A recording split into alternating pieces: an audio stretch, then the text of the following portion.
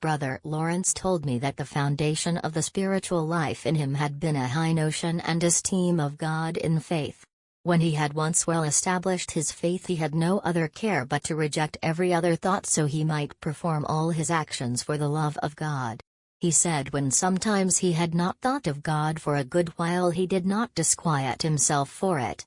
Having acknowledged his wretchedness to God, he simply returned to him with so much the greater trust in him. He said the trust we put in God honors him much and draws down great graces. Also, that it was impossible not only that God should deceive but that he should long let a soul suffer which is perfectly resigned to him and resolved to endure everything for his sake. Brother Lawrence often experienced the ready succors of divine grace. And because of his experience of grace, when he had business to do, he did not think of it beforehand. When it was time to do it, he found in God, as in a clear mirror, all that was fit for him to do. When outward business diverted him a little from the thought of God, a fresh remembrance coming from God invested his soul and so inflamed and transported him that it was difficult for him to contain himself. He said he was more united to God in his outward employments than when he left them for devotion in retirement. Brother Lawrence said that the worst that could happen to him was to lose that sense of God which he had enjoyed so long.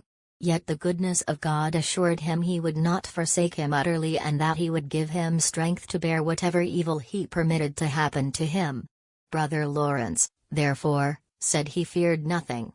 He had no occasion to consult with anybody about his state. In the past, when he had attempted to do it, he had always come away more perplexed. Since Brother Lawrence was ready to lay down his life for the love of God, he had no apprehension of danger. He said that perfect resignation to God was a sure way to heaven, a way in which we have always sufficient light for our conduct. In the beginning of the spiritual life we ought to be faithful in doing our duty and denying ourselves, and then, after a time, unspeakable pleasures followed.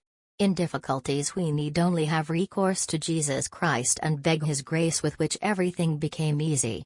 Brother Lawrence said that many do not advance in the Christian progress because they stick in penances and particular exercises while they neglect the love of God, which is the end. This appeared plainly by their works and was the reason why we see so little solid virtue. He said there needed neither art nor science for going to God, but only a heart resolutely determined to apply itself to nothing but Him and to love Him only.